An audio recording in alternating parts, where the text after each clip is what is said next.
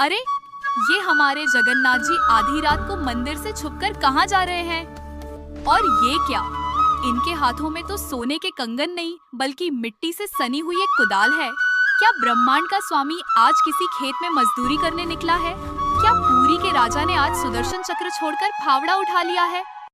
आखिर ऐसी क्या मजबूरी आ गई कि साक्षात नारायण को एक साधारण मजदूर का रूप धरना पड़ा? जानने के लिए देखिए ये पूरी कथा, जो आपके रोंगटे खड़े कर देगी और आपकी आंखों में आंसू ला देगी। कहानी शुरू होती है पुरी के मंदिर से कुछ मील दूर बसे एक छोटे से गांव से।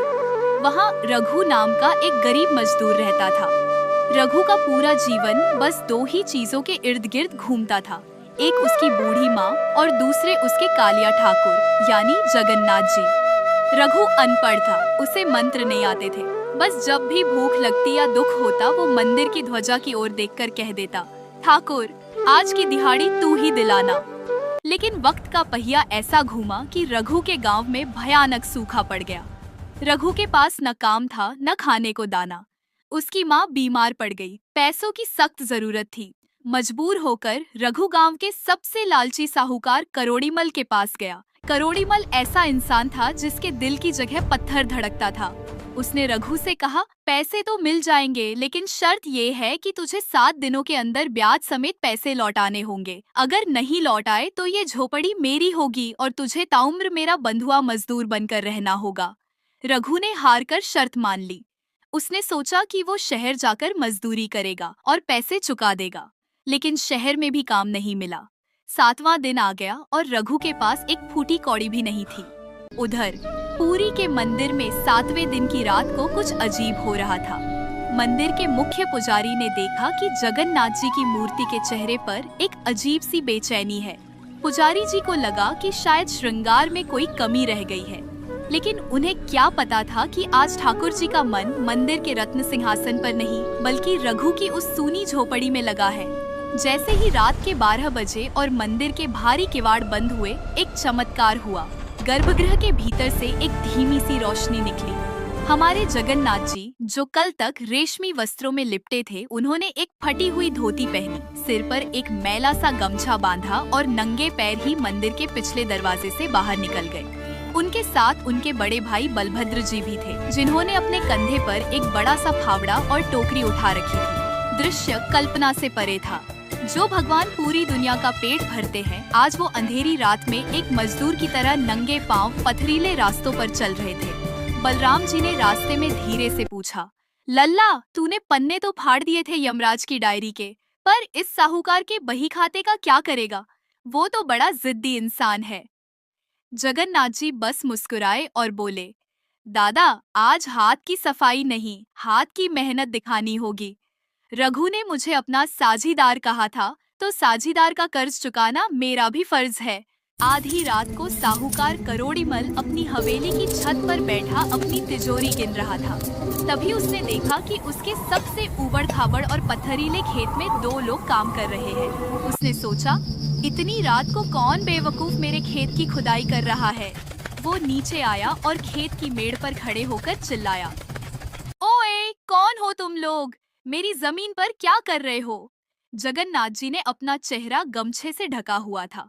उन्होंने नीचे झुककर जमीन से एक भारी पत्थर उठाया और टोकरी में डालते हुए अपनी भारी आवाज में कहा, साहूकार जी, हम दूर देश से आए मजदूर हैं, काम की तलाश थी। सुना है आपको अपने इस खेत को समतल करवाना है। हम सुबह होने से पहले ये पूरा खेत साफ कर देंगे। बस बदले में हमें उतना ही धन चाहिए जितना रघु ने आपसे उधार लिया है।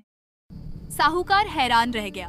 वो खेत इतना पथरीला था कि उसे साफ करने में कम से कम 20 मजदूरों को 1 महीना लगता।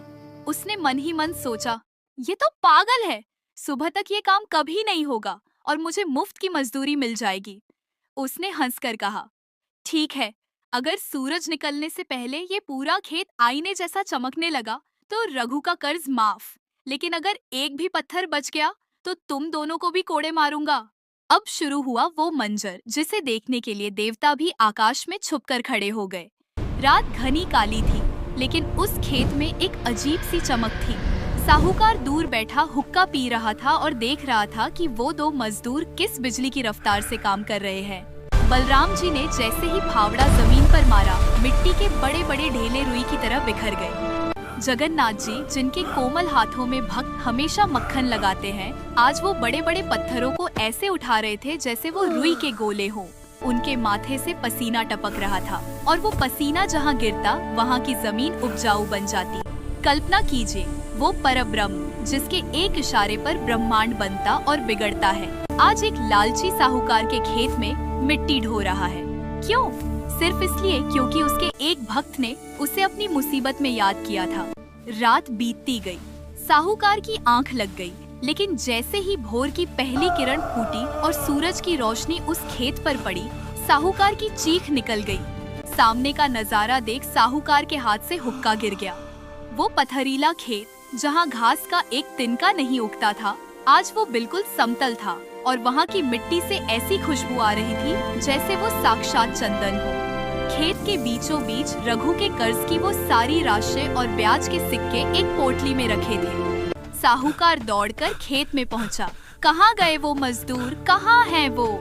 वहाँ कोई नहीं था, बस जमीन पर दो जोड़ी पैरों के निशान थे, एक बड़े और एक थोड़े छोटे, लेकिन उन निशानों में शंख और चक्र के चिन्ह बने हुए थे।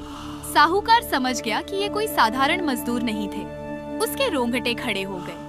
उसे याद आया कि कैसे उसने उन मजदूरों को कोड़े मारने की धमकी दी थी। वो पागलों की तरह रघु की झोपड़ी की तरफ भागा। वहाँ रघु अपनी माँ के पास बैठा रो रहा था क्योंकि आज उसकी झोपड़ी छिनने वाली थी। साहूकार उसके पैरों में गिर पड़ा। रघु, मुझे माफ कर दे, तेरे भगवान खुद मेरे खेत में मजदूरी करने आए थे। ये ले अपनी झोपड़ी के कागज, ये ले अपना घर और ये धन भी तू ही रख। इधर पुरी के मंदिर में जब सुबह के पट खुले तो पुजारियों के बीच हाहाकार मच गया। जगन्नाथ जी और बलराम जी के मूर्तियां तो अपनी जगह पर थे, लेकिन उनके वस्त्र मिट्टी से सने हुए थे। उनके हाथों में छाले पड़े थे और जगन्नाथ जी के श्रीमुख पर पसीने की बूंदें अभी भी चमक रही थी। पूरे मंदिर में मिट्टी और पसीने की वो सौंधी खुशबू फैल गई थी जो केवल कड़ी मेहनत के बाद आती है। राजा को खबर दी गई। राजा दौड़ते हुए आए और चरणों में गिर पड़े। ये क्या लीला है? ये क्या लीला है? आपने ये रूप क्यों धरा? तभी मंदिर की ध्वजा तेजी से लहराई और एक आकाशवाणी हुई। राजा, मेरा भक्त भूखा सोए और मैं रत्न सिंहासन पर 56 भोग पाऊं, ये कैसे संभव है? उसने मुझे साझीदार बनाया था और साझीदार कभी अपने साथी को अकेला नहीं छोड़ता। मैंने सिर्फ उसकी मजदूरी की है।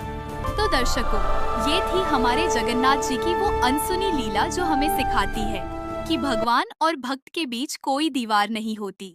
वो राजाओं के राजा होकर भी एक मजदूर बन सकते हैं। बस आपकी पुकार में वो तड़प होनी चाहिए। वो पत्थर की मूर्त नहीं है, वो साक्षात जीवित देवता है जो आज भी पुरी की गलियों में अपने भक्तों के लिए घूमते हैं।